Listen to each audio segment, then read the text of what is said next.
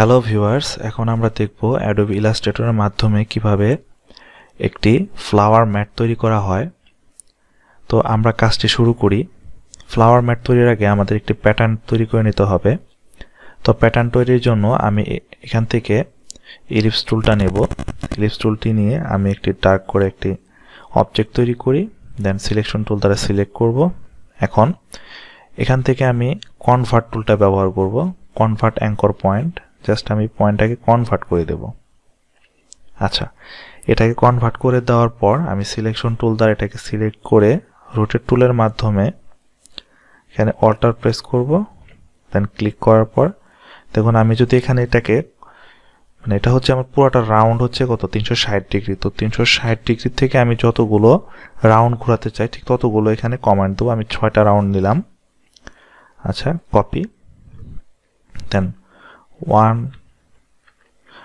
1 2 3 4 5 6 আমার 6টা হয়ে গেছে রাউন্ড। আচ্ছা, এখন আমি সিলেকশন টুল দ্বারা এটাকে সম্পূর্ণকে সিলেক্ট করি। সিলেক্ট করে আমি যদি এখান থেকে শেপ মোডের থেকে এখানে যদি আমি ক্লিক করি, ক্লিক করার পর এক্সপ্যান্ড করে দেই, দেখুন আমার এই পার্ট অংশটা চলে গেছে এবং একটি ফুলের আকৃতি ধারণ করেছে। এখানে এটাকে কমিয়ে বাড়িয়ে নিতে পারবেন। আচ্ছা,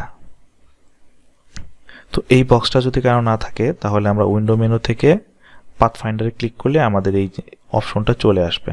আচ্ছা, আমরা এখানে একটি কালার ব্যবহার করি, গ্রেডিয়েন্ট কালার নিয়ে নিলাম। এটা আপনি মন খুশি মতো নিয়ে নেবেন আপনার মতো করে। কারণ আমি গ্রেডিয়েন্ট বক্সের থেকে এটাকে লাইনার থেকে আমি এটাকে রেডিয়াল করে দেব। আচ্ছা, রেডিয়াল করে দিলাম। ওকে, অবজেক্টটাকে নিয়ে আসি।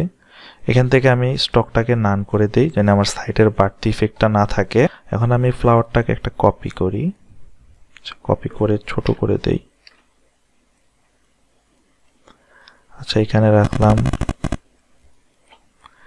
এখানেও নিয়ে আসলাম, কপি করে এটা অল্টার প্রেস করে করছি। এটা আমি অনেক আগে দেখিয়েছি আমার লার্নিংয়ে কিভাবে করতে হয়। দেন এখানে রেক্ট্যাঙ্গুলের মাধ্যমে একটা রেক্ট্যাঙ্গল দিলাম এবং এখান থেকে আমি রাইট ক্লিক করে অ্যারেঞ্জের থেকে সেন্ড ব্যাক দেওয়ার পর দেখুন আমার অবজেক্টটি উপরে চলে আসছে। সিলেকশন টুল দ্বারা সিলেক্ট করে এটাকে আমি আমার মন মতো করে সেট করে নেব। এটা আপনি আপনার মন মতো করে সেট করে নিতে পারেন। আমি আমার কাজের জন্য আমি আমার আচ্ছা এটা মোটামুটি ভাবে এখানে আমি আরেকটি ব্যবহার করি, এখান থেকে স্টার টুলটা ব্যবহার করি। দেন আচ্ছা স্টার, আচ্ছা স্টারটা এখানে রাখি, অল্টার প্রেস ডার্ক। আচ্ছা, এখন আমরা এটাকে ডিরেক্ট সিলেকশন টোটালটা অবজেক্টটাকে সিলেক্ট করব। সিলেক্ট করে এটাকে আমরা চাপিয়ে আনবো। এটা অল্টার শিফট প্রেস করে আমি করছি, একই মেজারমেন্টের জিনিসটা চেপে আসবে। আর একটু চাপিয়ে নিই, ঠিক আছে। আচ্ছা, এটাকে আমরা প্যাটার্ন করে দেব। প্যাটার্ন করার জন্য আমাদের যেটা করতে হবে সেটা হচ্ছে এডিট অপশনে গিয়ে ডিফাইন প্যাটার্ন ক্লিক করলাম, এখানে প্যাটার্ন নেম দিয়ে 01 একটা প্যাটার্ন নেম দিলাম, দেন ওকে প্রেস করি। দেখুন আমার এখানে একটি প্যাটার্ন চলে আসছে, আমার প্যাটার্নের কাজ শেষ। তো আমি এই প্যাটার্নটাকে এখানে সরিয়ে রাখছি। আচ্ছা, এখানে আমি আরেকটি রেক্ট্যাঙ্গল নিই। এখন রেক্ট্যাঙ্গল,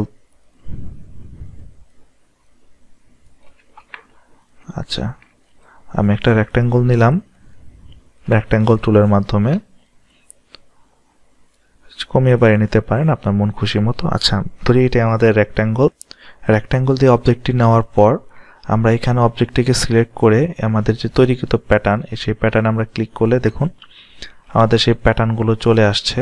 আমি যে প্যাটার্নটা তৈরি করেছি সেই প্যাটার্নটা এখানে শো করতেছে। দেন আমি এখান থেকে আমার এই প্যাটার্ন থেকে ক্লিক করে আমি আমার এই ফ্লাওয়ারটা নিয়ে আসি। আচ্ছা, কপি করে এখানে নিয়ে আসলাম। নিয়ে এসে আমি এটাকে একটু ফ্লাওয়ারটা একটু বড় করে দিই।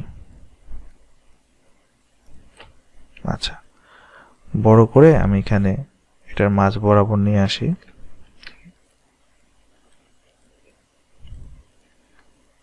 সেটাকে আরো ছোট করে দেই।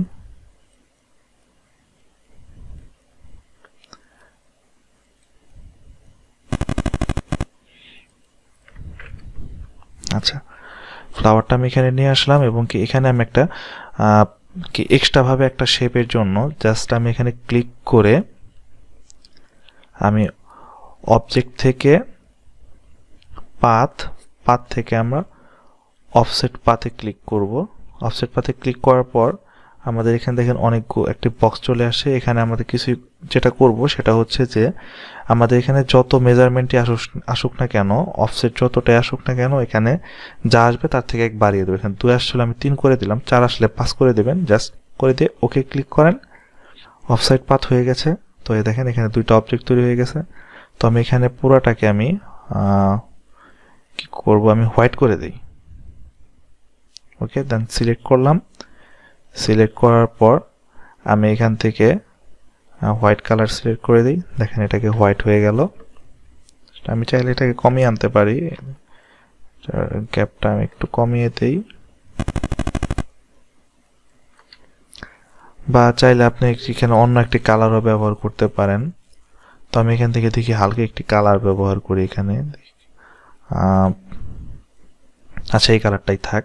তো তারপর আপনি এখান থেকে আরো কিছু ইফেক্ট ইউজ করতে পারেন এখানে। যেমন ধরুন যে উইন্ডো থেকে ব্রাশ লাইব্রেরিতে যাব, গিয়ে এখান থেকে আমরা ফ্লাওয়ারটা সিলেক্ট করব। দেখুন এখানে অনেকগুলো ফ্লাওয়ার চলে আসছে। আপনি এখান থেকে মন মতো ফ্লাওয়ার নিতে পারেন। আমি এই ফ্লাওয়ারটা নেই। এখানে নেওয়ার পর এই ফ্লাওয়ারটা সিলেক্ট করে আমি জাস্ট ধরুন যে এই জায়গায় বসিয়ে দিলাম। এটাকে কপি করে অল্টার প্রেস করে এইখানে একটা থাক, দেন এইখানে,